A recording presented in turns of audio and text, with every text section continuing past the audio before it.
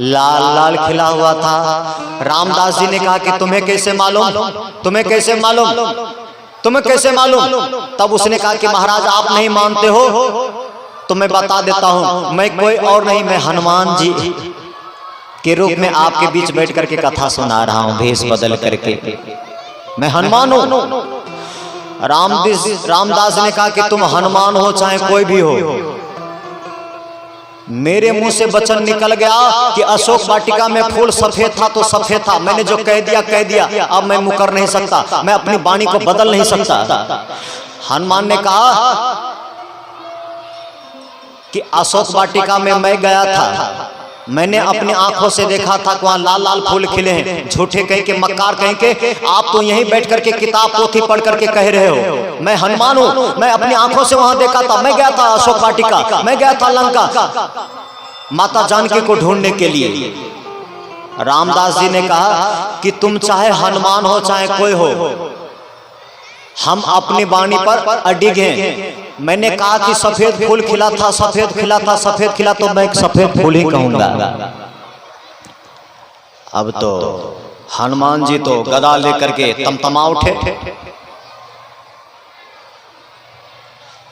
हनुमान जी जैसे गदा लेकर के मारने के लिए आए, कथावाचक को सब महाराज खड़े होकर के बोले, रे महाराज को मत मारो, बाबा को मत मारो, बाबा को मत मारो। हनुमान जी ने कहा ये झूठ बोलता है, इसको कथा याद तो है नहीं, झूठ बोल रहा है। श्रोता में से कुछ लोगों ने कहा कि पता कैसे चले कि हनुमान सच बोल रहा है कि ये सच बोल रहा है, कौन झूठ बोल रहा है कौन सच बोल रहा है, पता कैसे चले? क्योंकि अशोक वाटिका तो केवल हनुमान गए थे, बाकी कोई तो गया नहीं था। तो पता कैसे चले कि अशोक वाटिका में जो फूल खिला था वो सफेद ही था? तब हनुमान जी ने कहा कि अगर मेरी बातों पर भरोसा नहीं आता है तो आप चलो जानकी जी से पूछ लो, क्योंकि जानकी वहां बैठी हुई थी। जानकी अशोक वाटिका में बैठी हुई थी। गांव के लोगों ने कहा कि हाँ हाँ चलो हम जानकी जी से ही पूछेंगे।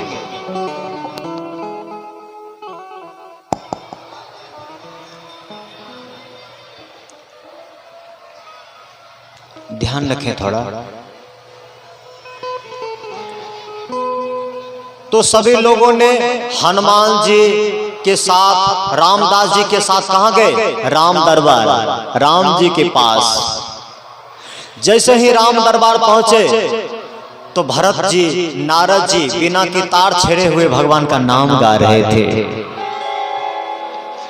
श्री राम जय जय राम, श्री राम जय जय राम, श्री राम जय जय राम, श्री राम जय जय राम, श्री राम जय जय राम, श्री राम जय जय राम। सब गाइए भाव से।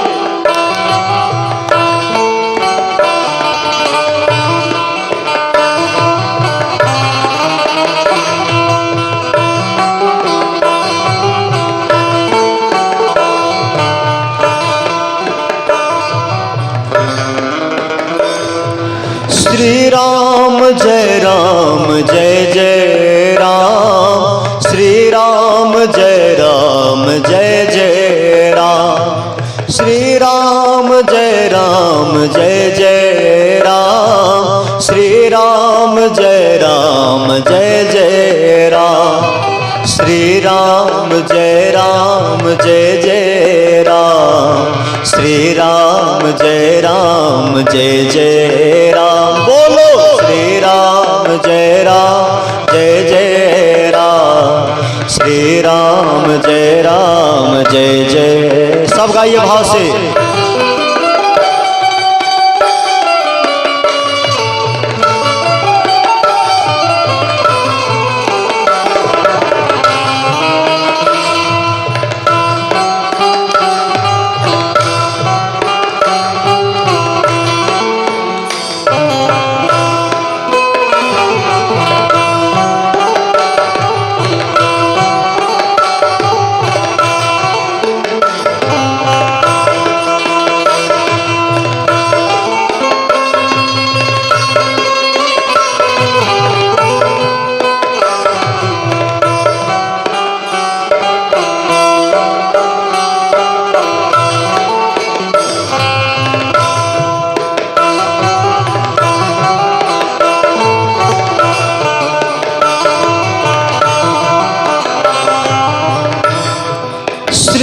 राम जय राम जय जय राम, श्री राम जय राम जय जय राम, श्री राम जय राम जय जय राम, श्री राम जय राम जय जय राम, श्री राम जय राम जय जय राम, श्री राम जय राम जय जय राम। बोलो श्री राम जय जय राम, श्री राम जय जय। सब गाइए हाथ से, दोनों हाथ से ताली बजाते हुए।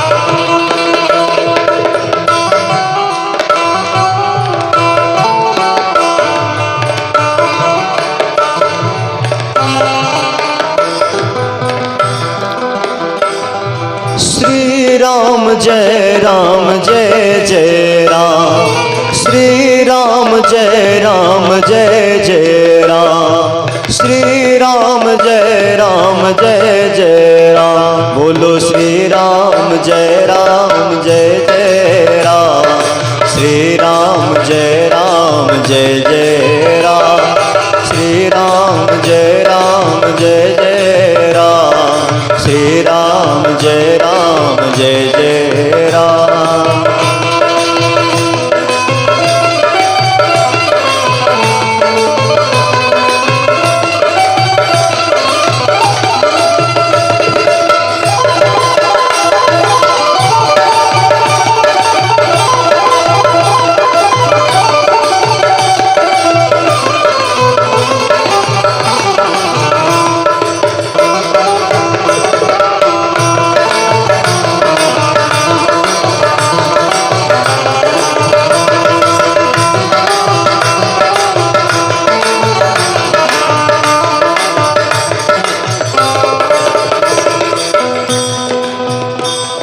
श्री राम जय जय राम, श्री राम जय जय राम, श्री राम जय जय राम, श्री राम जय जय। सब गाइए फिर से। श्री राम जय जय राम, श्री राम जय जय राम, श्री राम जय जय राम, श्री राम जय जय राम।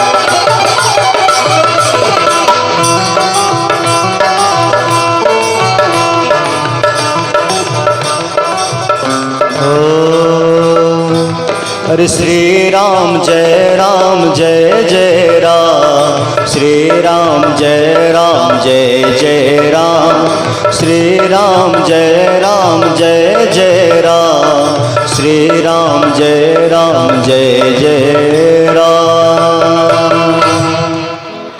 राम दरबार में नाम संकीर्तन चल रहा है। उसी समय हनुमान जी रामदास जी को लिए गांव वालों के लिए पहुंच गए हैं। राम जी ने जैसे ही देखा हनुमान को, हनुमान जी आप बात क्या है? आप इतने लोगों को इकट्ठा लिए चले आए हैं, बात क्या है? हनुमान जी ने कहा कि प्रभु आपकी लीला को ये कथावाचक सुना रहे थे। ये कथावाचक है, इनका नाम रामदास जी। ये कथा एक जगह सुना रहे थे। कथा ये सुना रहे थे कि रावण को जब जानकी उठा करके ले गए तो हनुमान जी जब गए थे अशोक वाटिका, तो अशोक वाटिका में सफेद फूल खिला हुआ था। तो यही जानने के लिए आया हूँ आपके पास, जानकी मैया से पूछने आया हूँ कि जानकी मैया आप तो वहाँ थी जब मैं गया था आपको लेने के लिए, भेंट करने के लिए, आप तो वहाँ थी। तो मैया ही कह दे कि वो सफेद ही फूल खिला था कि लाल फूल खिला था। तो जानकी मैया ने कहा कि रामदास कथा में क्या बोल गया? तो हनुमान ने कहा कि ये रामदास जी कह रहा है कि वहाँ सफेद फूल खिला है।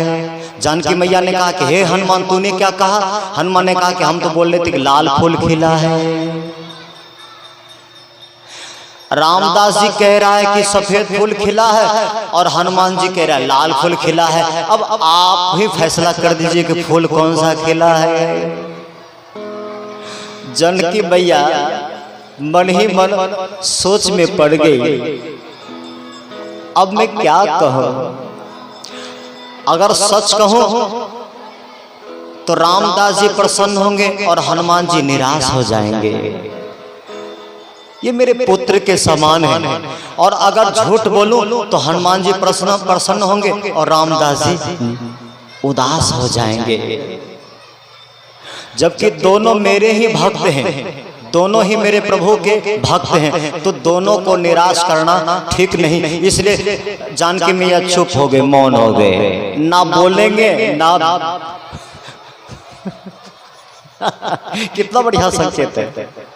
कभी कभी कोई उत्तर सूझे ना तो मौन हो जाना चाहिए, चुप हो जाना चाहिए। कभी कभी लगे कि अगर मैं कुछ बोलूं तो एक तरफ खुशी होगी दूसरी तरफ गम, तो उस समय चुप हो जाना बेहतर है। समझदार व्यक्ति बीच का रास्ता ढूंढता है, ना इस तरफ ना उस तरफ, ना पक्ष में ना विपक्ष में, निष्पक्ष में खड़ा हो जाता है। कितना बढ़िया संकेत है। सारी साधना यही है कि किसी के पक्ष में नहीं, किसी के विपक्ष में नहीं, निष्पक्ष खड़े हो जाओ। जानकी मैया तो मौन हो गई, अब क्या कहें? राम जी तो कह रहे कि भैया क्या हुआ? अरे बोलो तो, बोलो तो। आप मौन क्यों हो गई, चुप क्यों हो गई? अब मेरी लाज आपके हाथ में है। मैया जानकी मन ही मन मुस्कुरा रही है कि तेरी लाज तो मेरी हाथ में, लेकिन मेरी लाज किसके हाथ में? मेरी तो सोचो कम से कम मैं क्या करूं। दोनों मेरे भक्त, दोनों मेरे प्रभु के भक्त, किसी एक पक्ष में उत्तर हम दे नहीं सकते, किसी को उदास यहां से लौटा नहीं सकती। ये राम दरबार है।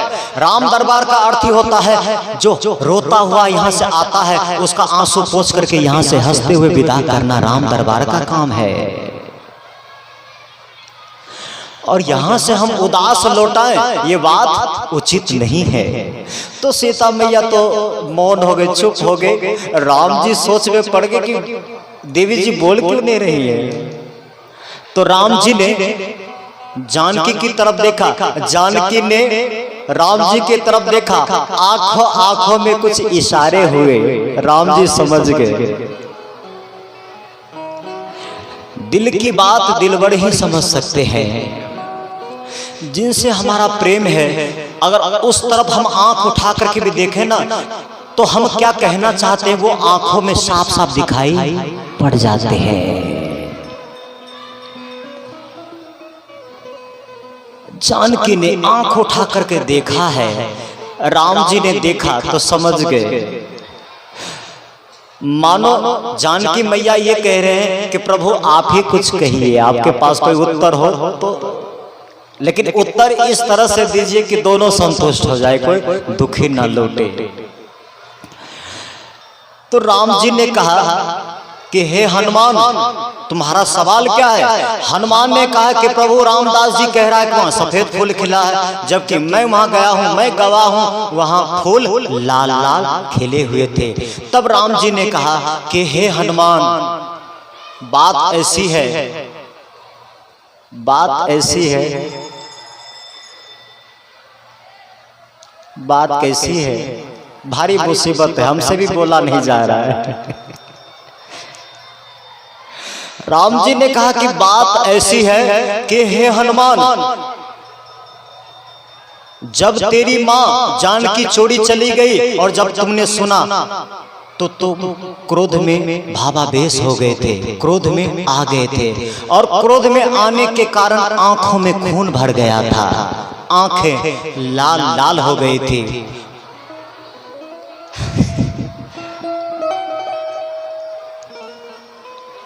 हे हनुमान,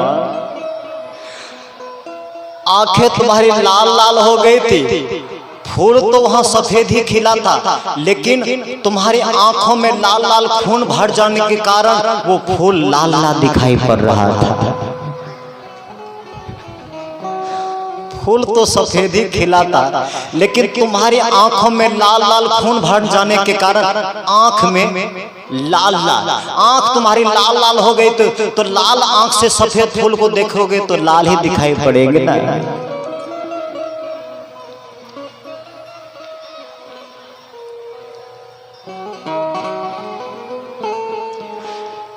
राम जी ने कहा कि हनुमान, हमारी आंखें अगर पीलिया रोग से ग्रसित है तो सामने सफेद फूल खिला हो तो भी पीला दिखाई पड़ेगा, हमें वही दिखाई पड़ेगा जो मेरी आंखों में पहले से समाया हुआ है।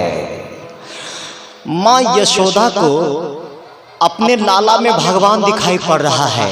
इसका मतलब क्या होता है? इसका मतलब यही होता है कि मैया की जो आंखें हैं हमारी आंखों से कहीं ज्यादा प्यारी है और ज्यादा सुंदर है, ज्यादा साफ सुथरा है, ज्यादा निर्मल है, गंगा जल की तरह पवित्र है।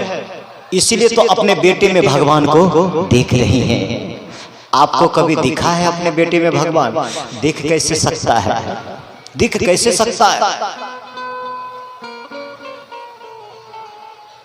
आपकी आंखों में भगवान हो तब तो बाहर भी भगवान दिखाई पड़े। हमें तो वही दिखाई पड़ेगा ना जो हम देखना चाहते हैं। मां यशोदा को भगवान दिखाई पड़ रही हैं और इसीलिए तो मैया लाला को कभी कोई दुख ना हो। क्यों? क्योंकि लाला को दुख हो तो उनका दुख हमें भी छुएगा। और इसीलिए मैया घर का काम छोड़ सकती है लेकिन लाला का काम छोड़ नहीं सकती है। 2 मिनट विलंब नहीं कर सकती है दूध देने में भी। मैया अहरनिश इंतजार करती हैं कि लाला जरा सा कुन करे तो जरा सा दूध दे दो। एक दिन मैया लाला को सुंदर श्रृंगार करके पालने में लिटा करके, मानो पालने में सिर टिका करके मन ही मन कह रही है कि हे परमात्मा, तूने मेरी झोली भर दी, बुढ़ापे में तूने मेरी झोली भर दी। ये जो मेरे लाला है ना,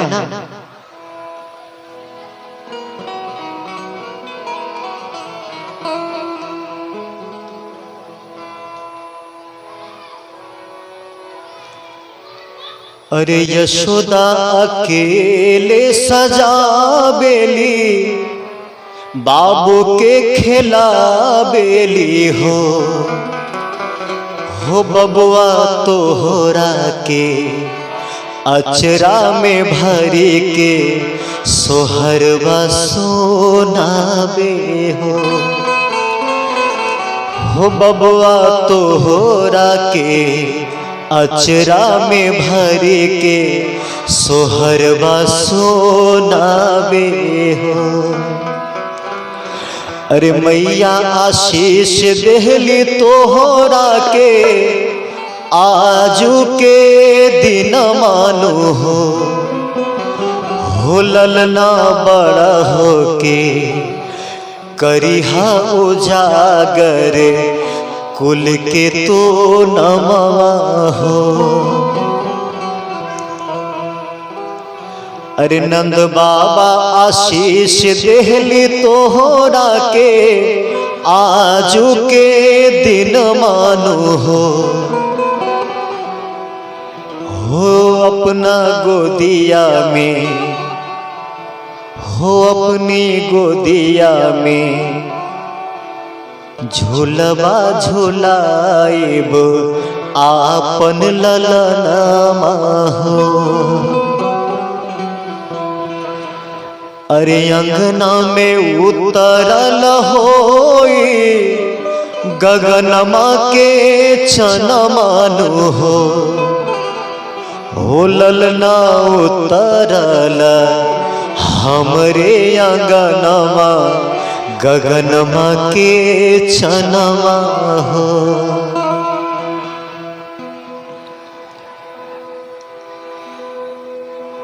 मैया भाव से लाला को दुलार कर रहे हैं, प्रेम कर रही हैं। इधर बधाई देने के लिए ब्रज की सभी सखियां आई हैं, मेहंदी भी लगा करके आए हैं, सुंदर श्रृंगार सजा करके आई हैं। कोई गा रही है, कोई नाच रही है, कोई ताली बजा रही है भाव में। और कहते हैं जब नंद भवन में उत्सव मनाया जा रहा था, उसी क्षण कंसेन प्रोहिता पूतना बाल घातनी शिशुंस चारण ग्रंथि पुरग्राम ब्रजादिशो।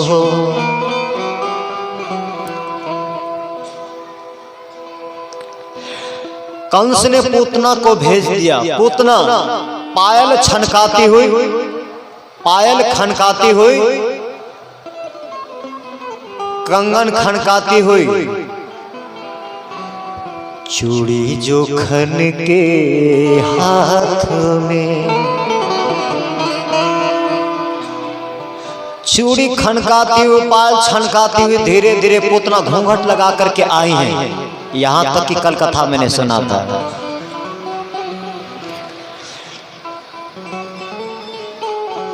गोपियों ने देखा कि बहन ये कौन आ गई है, कहाँ की महारानी है। एक सहेली कहती है कि हमें लगता है कि ये चांद की परी है, ये चांद की कोई परी है, रास्ता दे दो, बड़ी लंबी है, कहीं ऊपर से चली ना जाए, छलांग लगा के ना चली जाए। तो बीच से रास्ता दे दिए। धीरे धीरे पूतना मैया यशोदा के पास, मैया तो भाव से लोरी गा रहे थे, लाला में डूबी हुई है। अरे चांदी की डोरी, अरे सोने के पलना, झूला झूलाऊं तुम्हें ओ मेरे ललना।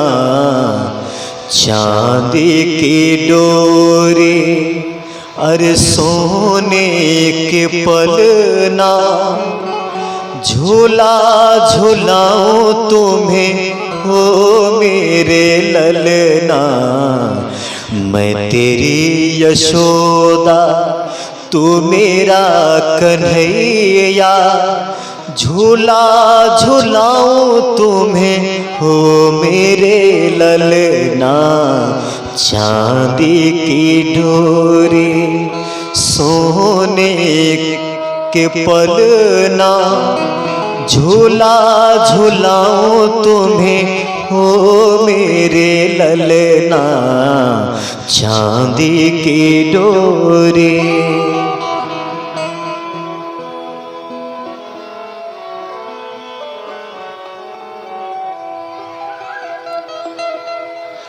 मैया झूला को झूला रही है, पालने में लाला को सुला रही हैं। तभी धीरे से धीरे धीरे पायल छनकाती है पूतना, धीरे धीरे वहां पहुंच गई। जैसे ही वहां पहुंची है पायल खनकाती हुई, मैया तो भाव में लीन है। लेकिन जैसे पायल की आवाज, खन खन की आवाज जैसे ही सुनी तो मैया को लगा कि कौन आ रही है देवी, ये कौन आ रही है। तो पीछे मुड़ करके देखती है तो महारानी खड़ी है सामने, पीठ पीछे खड़ी है। यशोदा ने पूछा कि देवी आप कहां से आई हैं। यशोदा बोली अजी मैं आपकी बहुत पुरानी सहेली हूँ, दूर से आई हूँ। यशोदा बोली जरा घूंघट तो हटा करके बात करिए, जरा अपना चेहरा तो दिखाइए, तब तो पता चलेगा कि कितनी पुरानी सहेली है। पूतना बोले कि नाना मैं अपना चेहरा नहीं दिखा सकती। यशोदा बोली काहे को नहीं दिखा सकती। यशोदा ने जैसे पूछा काहे को नहीं दिखा सकती। पूतना बोली इसलिए कि बहन कहीं तुम्हारी मुझे नजर न लग जाए, इसलिए मैं घूंघट हटा नहीं सकती। यशोदा बोली हाय दैया, ये देखो महारानी की ये क्या कह रही है। अरे बहना नजर नहीं लगेगी, चिंता मत करो, घूंघट तो हटाओ, जरा देखे तो चेहरा कैसा है, सुंदर है कि कुरूप है, जरा चेहरा तो देखे। पूतना ने कहा कि ना जी, मैं चेहरा नहीं दिखा सकती, मैं तो केवल आशीर्वाद ही दे सकती हूँ, मैं आशीर्वाद देने के लिए आई हूँ। मैंने सुना है आपके घर में लाला हुआ है, तो मैं भी आशीर्वाद देने के लिए आई हूँ। और देखो जी, मैं अगर आशीर्वाद दूंगी तो आपके लाला के जीवन में कभी संकट नहीं आएगा, कभी संकट नहीं आएगा। यशोदा ने कहा कि बहन अरे आशीर्वाद दो ना, मेरो लाला झुक झुक जुए। तो पूतना बोले कि ना जी, मैं तो ऐसे आशीर्वाद नहीं देती, आपके सामने मुझे संकोच आती है, आप तो हट जाओ यहाँ से। यशोदा बोली कि देवी ठीक कहती हैं आप, अरे संकोच तो आती होगी, तो ठीक है, मैं ऐसा करती हूँ, बहुत सारे मेहमान आए हैं, मैं उनकी सेवा करने के लिए जाती हूँ, तब तक आप मेरो लाला को जी भर करके आशीर्वाद दो। पूतना खिलखिला करके मुस्कुराने लगी, अरे मैं आई किस लिए हूँ, आशीर्वाद देने के लिए तो आई हूँ, और ऐसा आशीर्वाद दे करके जाऊंगी, फिर दोबारा आशीर्वाद लेने की जरूरत ही नहीं पड़ेगी। यशोदा ने कि बहन जी भर के आशीर्वाद देना, आशीर्वाद में कमी मत करना, बहन खूब तुझे पुआ पकवान भी खिलाऊंगी, आशीर्वाद देने में कंजूसी मत करना। पूतना घूंघट लगाए बोले, अजी आप जाओ तो, आप ही देर कर रही हैं, मैं तो आशीर्वाद लिए कब से खड़ी हूं यहाँ पर। यशोदा बोली भैया बहना नाराज मत हो, मैं जा रही, मैं जा रही। यह कह करके यशोदा तो गई, दूसरे काम में उलझ गई, मेहमान के आदर सत्कार में लगे। इधर पूतना धीरे धीरे पालने के पास आई और अपना घूंघट हटा लिया। जैसे ही आंख खोल करके, जैसे ही घूंघट हटाई पूतना और आंख खोल करके भगवान को देखा, तो भगवान ने जैसे ही पूतना की आंखों को देखा तो आंखें तो लाल लाल थी क्रोध के मारे, क्योंकि पूतना जहर देने के लिए आई है, काल मान करके आई है। यही तो काल है जिसके कारण हमारे राजा कंस भयभीत हैं, वो तो क्रोध के मारे आए हैं, तो आंख लाल लाल है, ईर्ष्या से आई हैं, ईर्ष्या से जल रही हैं। तो जैसे ही आंखें उठा करके भगवान को देखा तो भगवान ने झट से आंख बंद कर लिए। भगवान ने आंख बंद कर लिए। भगवान ने आंख बंद क्यों कर लिए? भगवान ने इसलिए आंख बंद कर लिए कि पूतना अभी तो मैं 6 दिन का हूँ, अभी तो बढ़िया से मुझे दूध पीने का सौभाग्य नहीं मिला और तुम जहर देने के लिए आ गई हो। और जो जहर देने के लिए आए उसका चेहरा क्या देखना, आपका चेहरा देखने के लायक नहीं है। अरे चेहरा तो उसका देखा जाता है जो जीवन देने के लिए आता है, जो दूध देने के लिए आता है। पूतना आप तो जहर देने के लिए आई हैं, तो आपका चेहरा देखने के लायक नहीं है। इसलिए भगवान ने आंखें बंद कर ली। पर कुछ लोग कहते हैं कि भगवान ने शायद इसलिए आंखें बंद कर ली कि भगवान आंखें बंद करके सोच रहे हैं कि पूतना के जीवन के बारे में, कि पूतना का स्वभाव कैसा है। कंसेन प्रोहिता पूतना बाल घातनी, पूतना बाल घातनी। भगवान ने आंख जैसे ही बंद किए तो पूरी लीला एक क्षण में दिखाई पड़ गई कि पूतना का स्वभाव कैसा है।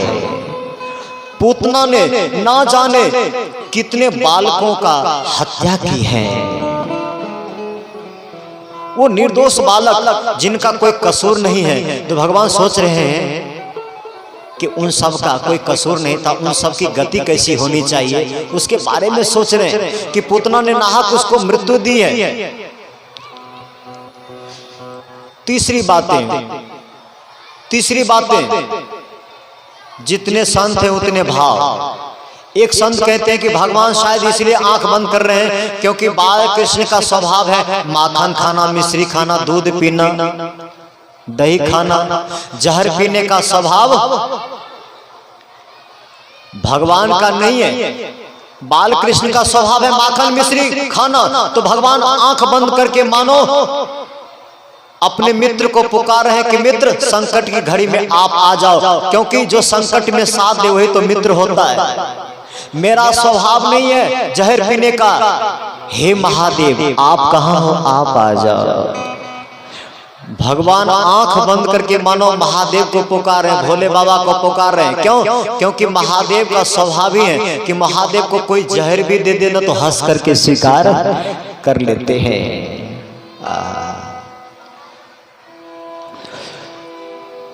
कर्पूर गौरम करुणावतारम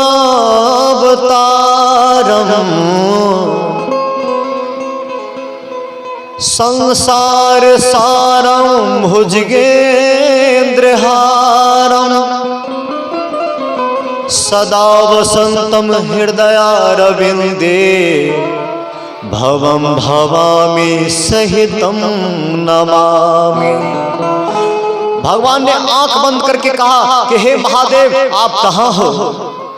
हे महादेव आपको पता है, अरे आपको पता है जब समुद्र मंथन हुआ था तो देवताओं ने समुद्र मंथन इस भाव से किया था कि अमृत निकलेगा, लेकिन अमृत तो निकला नहीं, जहर निकला था। जहर निकला था और जहर इतना विकराल था, जहर इतना जहरीला था कि जैसे ही जहर प्रकट हुआ तो जहर की आभा से प्रभा से, जहर की गर्मी से आसपास की फूल पेड़ पौधे आदमी सब झुलसने लग गए थे। तो देवताओं ने दोनों हाथ जोड़ करके कहा कि ये क्या हो गया, मैंने परिश्रम किया था, मैंने मेहनत किया था अमृत पाने के लिए, ये तो जहर निकल गया। तब देवताओं ने प्रार्थना किया कि हे परमात्मा इससे पहले कि जहर हमें झुलसा दे आप आकर के इसे ग्रहण करिए। तो देवताओं ने सबसे पहले भगवान विष्णु को पुकारा। शांताकारं भुजग शयनम पद्मनाभं सुरेशम विश्वाधारं गगन सदृशम मेघवर्णम लक्ष्मीकांतम कमल नयनम।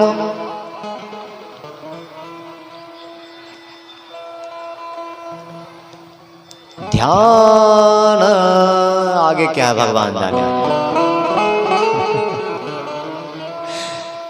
ध्यान गमयम ऐसे कुछ होगा। महादेव को पहले नहीं पुकारा, पहले तो देवताओं ने भगवान विष्णु को पुकारा। भगवान विष्णु भागे भागे आए। भगवान विष्णु ने पूछा कि क्या हुआ, क्या हुआ देवताओं। देवताओं ने हाथ जोड़ करके कहा कि महाराज जहर का पान करिए।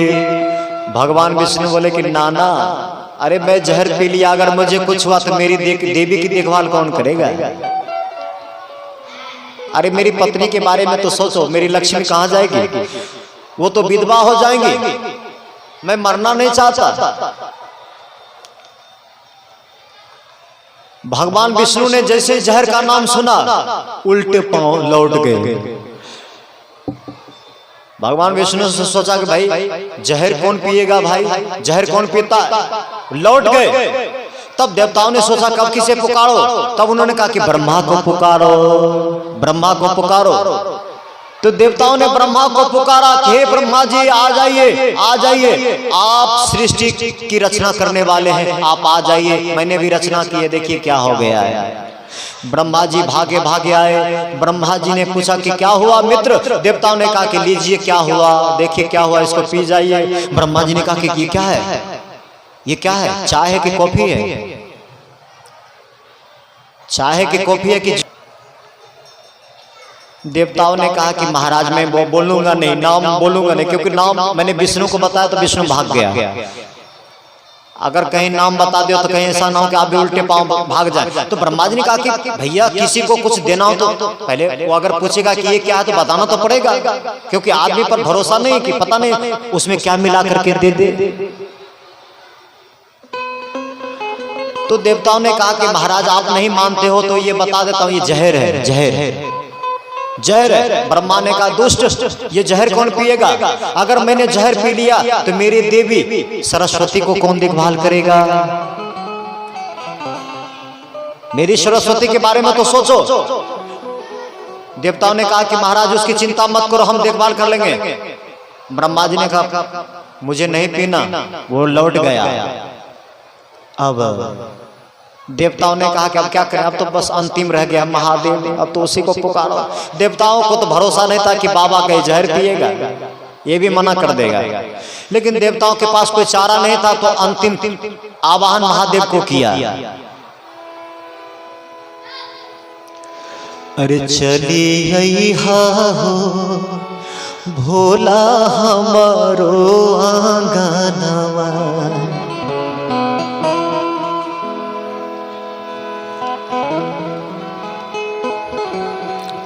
फूल मंगवली बेलपत्र मंगवली, सिखाई दिहा हो बाबा के पूजनवा। चली अइहा हो बाबा हमारो आंगनवा। सब देवताओं ने दोनों हाथ जोड़ करके महादेव को पुकार रहे हैं, हम भी थोड़ा सा भाव से पुकार लें।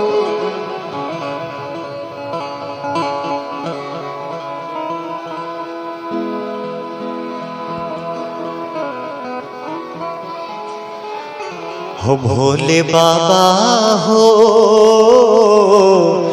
कब अइब अंगना हमार, कब अइब अंगना हमार, भोले बाबा हो कब अइब अंगना हमार, भोले बाबा हो कब अइब अंगना हमार। भाव से गाइए।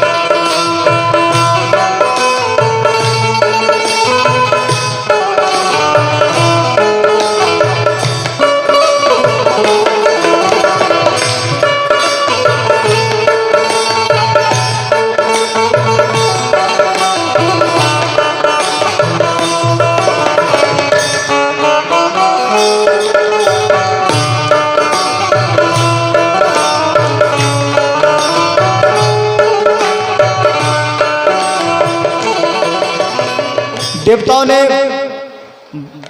महादेव को पुकारा, महादेव प्रकट हो गए।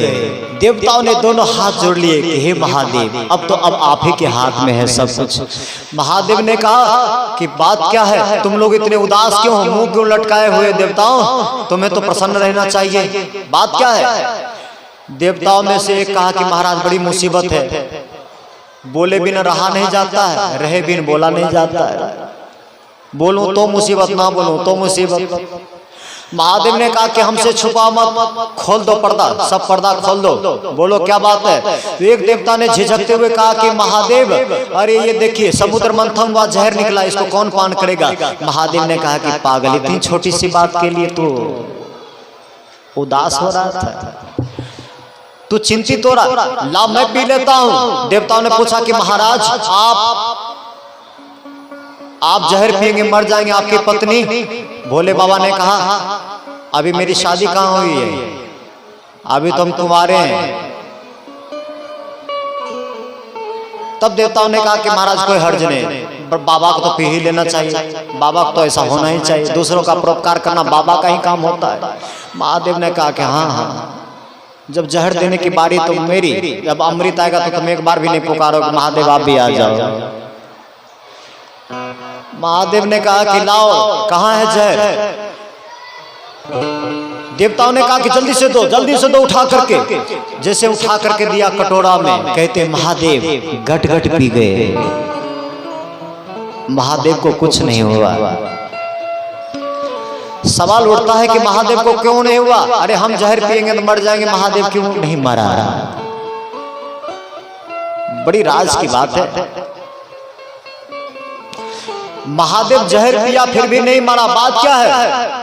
देखो जी, महादेव जब कटोरा हाथ में लिए जहर का, तो मुंह खोला तो हृदय से भीतर से आवाज आई राम, भीतर से आवाज आई राम, ऊपर से डाला जहर। भीतर से निकला राम, ऊपर से गया जहर, जहर और विष दोनों मिलकर के विश्राम में उपलब्ध हो गया। भीतर से निकला राम, ऊपर से गया विष, दोनों मिल गया, विश्राम हो गया। मतलब कहने का यही भाव है कि जिनके हृदय में जो साक्षात परमात्मा का स्वरूप ही है, उसमें अगर कोई जहर भी डाल देना तो वह जहर भी अमृत हो जाता है, वह जहर भी अमृत हो जाता है। और महादेव ने उस जहर को कंठ में ही रोक लिया। क्यों? क्योंकि हृदय में तो भगवान है। हमें जलन हो तो हो, लेकिन भगवान को जलन ना हो।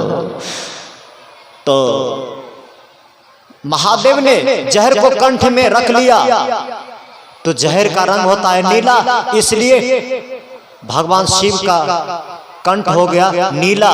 इसलिए भगवान शिव का एक नाम है नीलकंठ भगवान की। एक आदमी हमसे पूछ रहा था कि महादेव के कई नाम हैं, कोई उसको नीलकंठ कहते हैं, नीलकंठ कैसे पड़ा? तो मैंने कहा कि महादेव जब जहर पिए थे तो जहर जब ले गए तो कंठ में ही रोक लिया, तो यहाँ रोकने के कारण कंठ नीला पड़ गया, तो एक नाम नीलकंठ हो गया। उस व्यक्ति ने पूछा, अच्छा ठीक है, ये मान लिया कि नीलकंठ हो गया, एक बात बताइए, भगवान शिव के गले में नाग क्यों रहता है? ये नाग क्यों है? नाग क्यों है? नाग क्यों है? एक एक शब्द को प्यार से सुनना। महादेव के गले में सांप क्यों है? अरे मेरे गले में कोई डाल दे तो भैया डर जावे, नाम सुन करके सिहर जावे। महादेव के गले में सांप क्यों है? और कान में बिच्छू क्यों है? और शरीर पर चिता भस्म का लेपन क्यों करते हैं? बाबा का दिमाग खराब है क्या? ये गले में सांप क्यों लिपटाए रहते हैं? बहुत बढ़िया संकेत है। कहते हैं ब्रह्मा जी ने जब एक पुत्र को जन्म दिया तो जन्म लेते ही वो बहुत जोर से रोने लग गया। ब्रह्मा जी ने देखा ये बालक बहुत रोता है, तो रोने के कारण उसका नाम रख दिया रुद्र, रोने वाला, बहुत रोने वाला, रुद्र उसका नाम रख दिया। ये महादेव का एक और नाम है रुद्र, बहुत रोने वाला।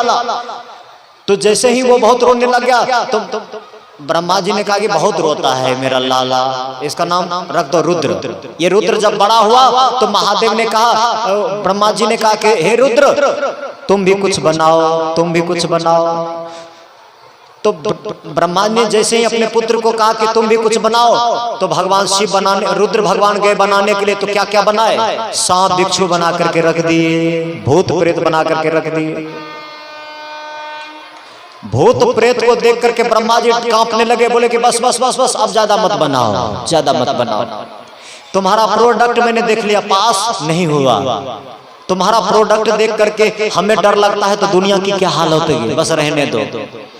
तो रुद्र भगवान ने कहा कि हम तो चाहते ही थे कि इस झंझट में हम ना पड़े, झंझट से मुक्त रहे, तो भगवान का ध्यान किया करें, भगवान का नाम लिया करें।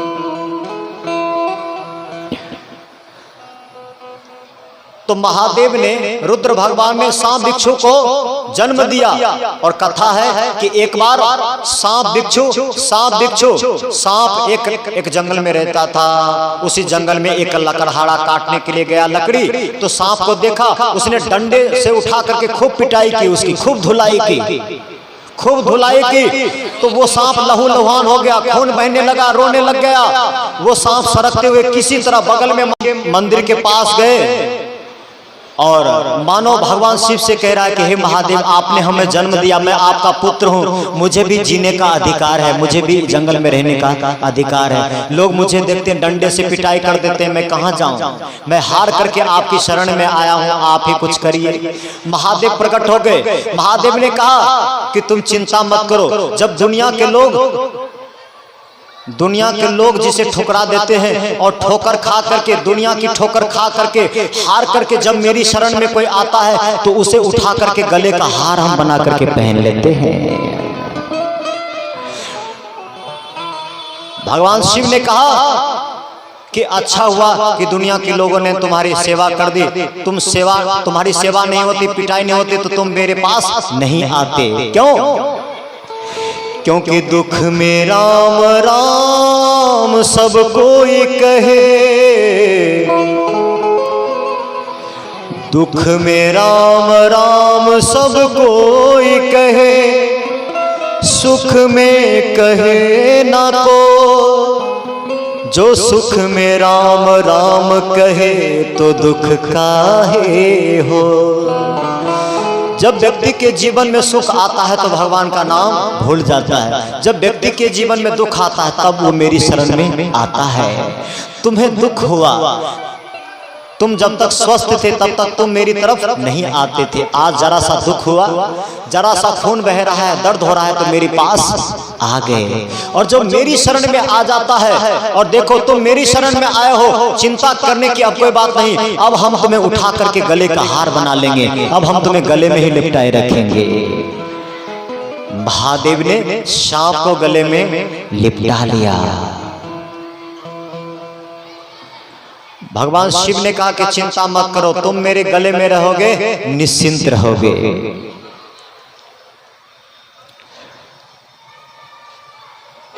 बालकृष्ण आंख बंद करके महादेव को पुकार रहे हैं कि हे महादेव, अरे आप आओ ना, आप आओ ना। आपका स्वभाव है जहर पीना, आप जहर पिए थे, आपको कुछ नहीं हुआ था। मुझे तो अपने पर संदेह है, कहीं ऐसा ना हो कि जहर मेरे मुंह में जाए, मुझे कुछ हो जाए। तो आगे की लीला भी तो करनी है, कंस का वध भी तो करनी है, रास लीला भी तो करनी है, आगे बहुत सारी लीलाएं हैं। इससे पहले कि मुझे कुछ हो आप आ जाइए ना। भगवान को पुकार रहे हैं बालकृष्ण, कितना बढ़िया संकेत है, अपने मित्र को पुकार रहे हैं क्योंकि पूतना जहर देने के लिए आई है। इससे पहले कि पूतना मुंह में जहर दे भगवान के, भगवान भगवान को पुकार रहे हैं। कितना बढ़िया संकेत है, भगवान भगवान को पुकार रहे हैं। भोले बाबा हो कब अंगना हमार, कब अंगना हमार हो, कब अंगना हमार। भोले बाबा हो कब अंगना हमार। भोले बाबा हो कब अंगना हमार। सब बुलाइए प्रेम से।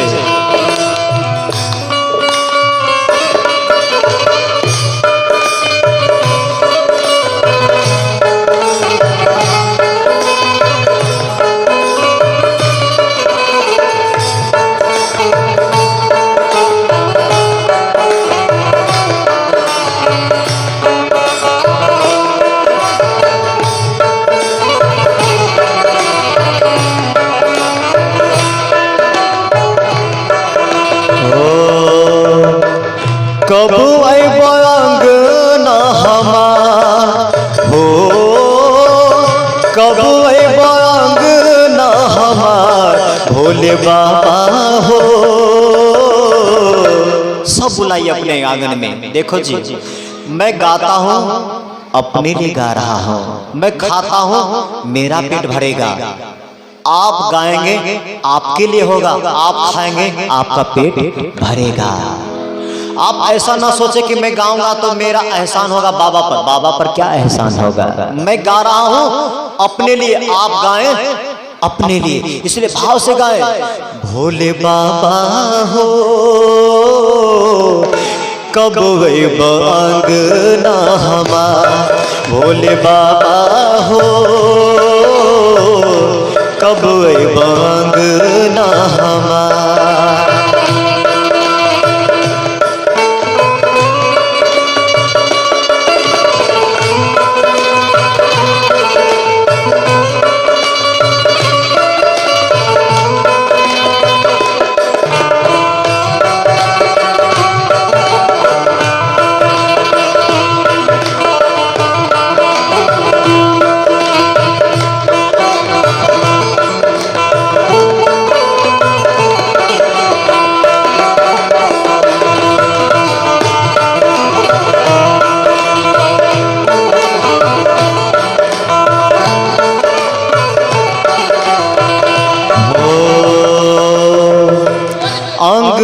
बुहारब बाबा दुवरो बुहारब, आहा के शरण में अब तो जिंदगी संवारब।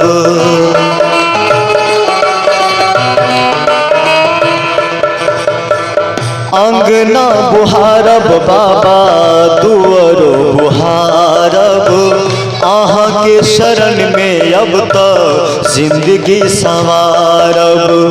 करब हम हाल तोहार हो, करब हम हाल तोहार भोले बाबा हो। कब वही अंगना हमार भोले बाबा हो, कब वही अंगना हमार।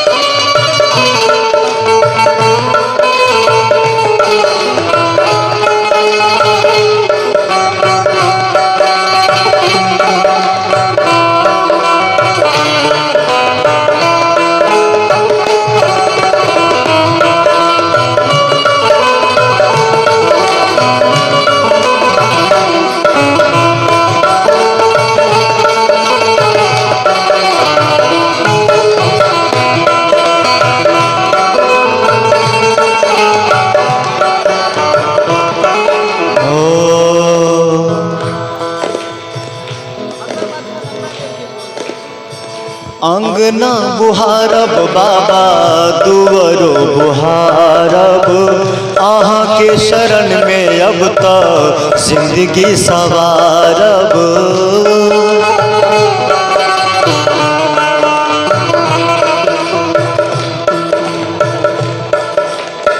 करब हम टहाल तोहार हो, करब हम टहाल तोहार भोले बाबा हो। जो जो चाहते हैं महादेव मेरे हृदय में आ जाएं, जरा दिल से दोनों हाथ उठा लें। भोले बाबा हो कब वही मांगना हमार, भोले बाबा हो कब वही मांगना हमार। मस्ती में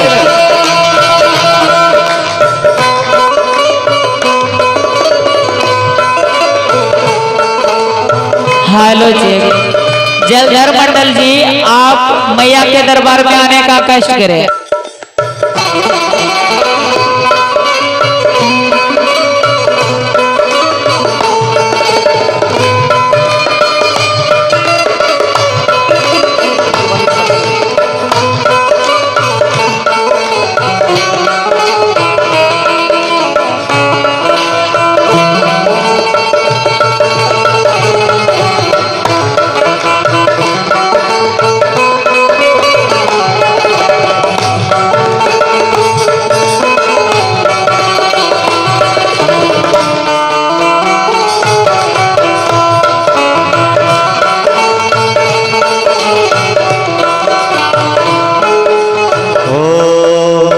माफ कर दिया बाबा गलती हमारी, भूल नहीं जइहा बाबा हमरो दुआरे।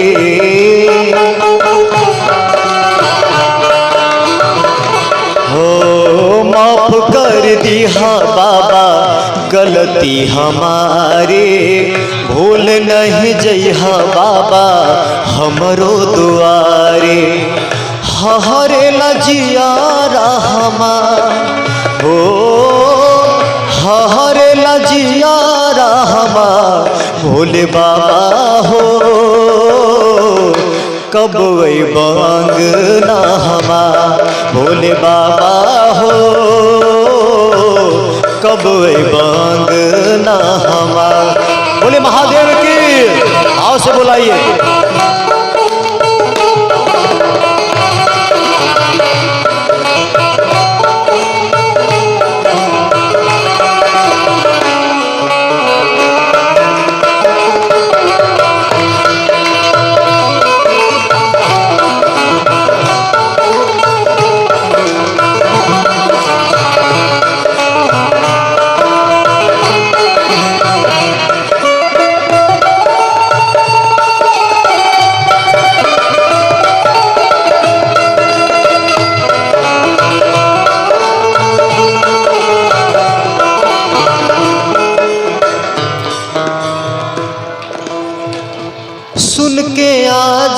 तू आजा, आवाज मेरी हो सुन के आजा तू आजा, आवाज मेरी मुझे जीने नहीं देती है, मुझे जीने नहीं देती है। याद तेरी मुझे जीने नहीं देती है, याद तेरी सुन के आजा तू आजा, आवाज मेरी सुन के आजा तू आजा, आवाज मेरी मुझे जीने नहीं देती है, मुझे जीने नहीं देती है। याद तेरी मुझे जीने नहीं देती है, याद तेरी।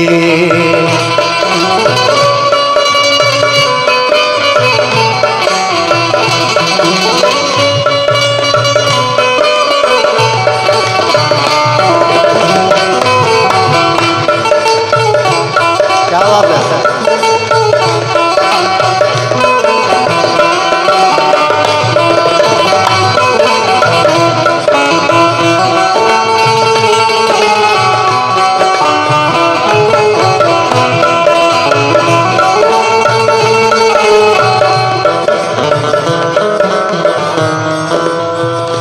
हो मेरी बिगड़ी बनाने वाले, मेरी लाज बचाने वाले, शिव आप हो, शिव आप हो, शिव आप ही तो हो, शिव आप हो, बाबा आप हो, दानी आप ही तो हो।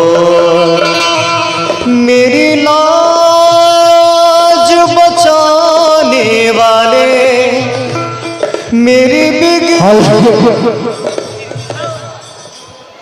जलधर मंडल जी आप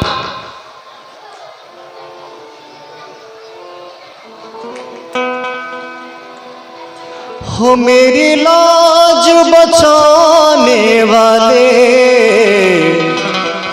हो, श्याम तू है, श्याम तू है, श्याम तू ही तो है, श्याम तू है, श्याम तू है, श्याम तू ही तो।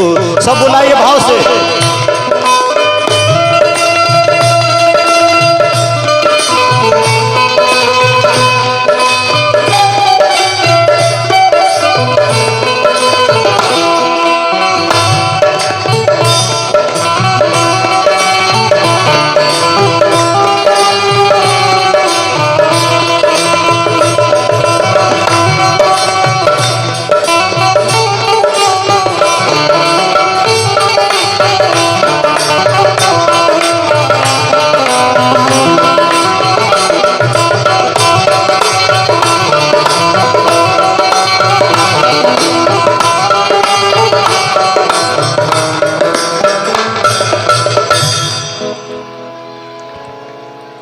बाल कृष्ण भगवान को बुला रहे हैं कि भोले बाबा हो,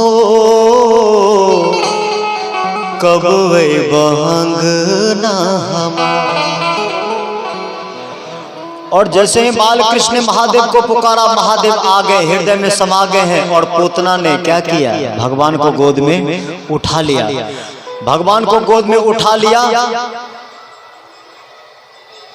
अब बैठ जाओ, बैठ जाओ, बीच में से कोई खड़ी नहीं होगी, बैठ जाओ, बैठ जाओ। मैंने कहा बैठ जाओ तो बैठ जाओ। दोबारा इसको आने मत देना बीच में, ठीक है ना? ध्यान रखना, इसको बीच में आने मत देना। जो बाहर जा रहे हैं उसको बाहर ही रखना है। बाल कृष्ण ने महादेव को पुकारा, महादेव हृदय में समा गए हैं। पूतना ने भगवान को उठा लिया। अब पूतना सोचने लगे बस 2 मिनट में इसका काम तमाम हो जाएगा। 2 मिनट में काम तमाम हो जाएगा। भगवान को पूतना ने गोद में उठा लिया और एक स्तन खोल करके भगवान के मुख में दे दिया। पूतना मन ही मन मुस्कुरा रही है कि बस अब तो इसका कल्याण हो जाएगा। पूतना तो सोच करके आए थे कि इतना गाढ़ा जहर लगा करके आए हूं कि थोड़ा भी जहर अगर उसके भीतर चला जाए तो काम करना शुरू हो जाएगा। और देखो जहर का स्वभाव है,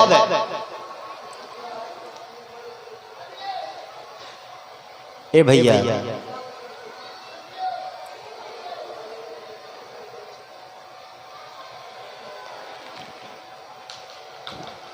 जहर का स्वभाव होता है, जहर जैसे ही भीतर गया खून को चलना रोक दिया, खून को चलना रोक दिया, खून का बहना बंद हो गया।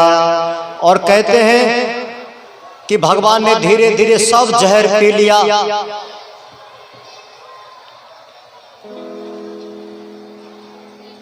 जहर पीने के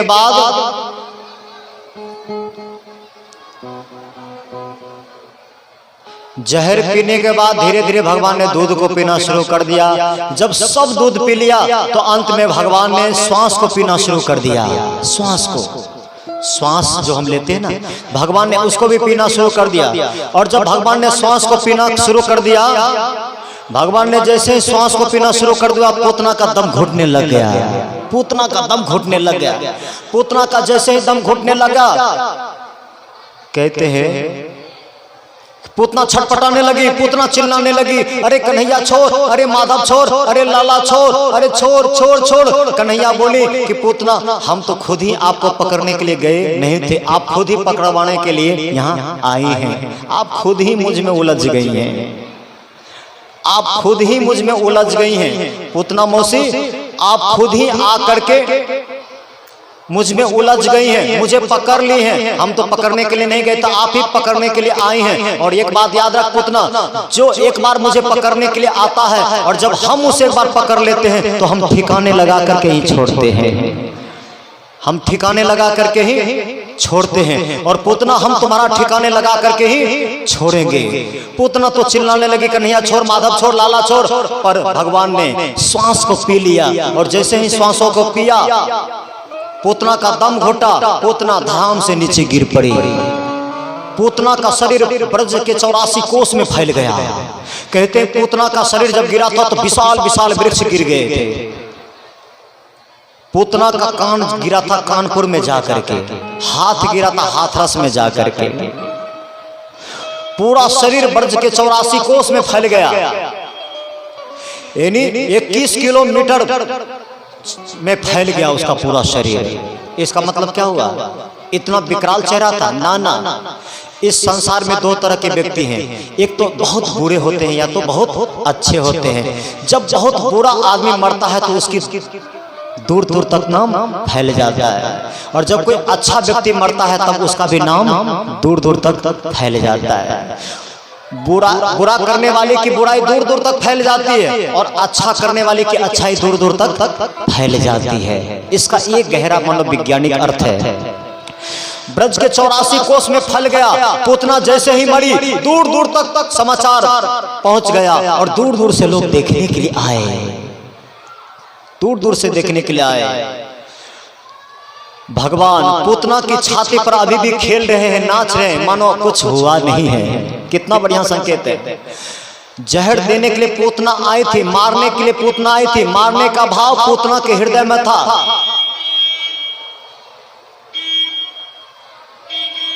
पूतना के हृदय में मारने का भाव था, और जिसके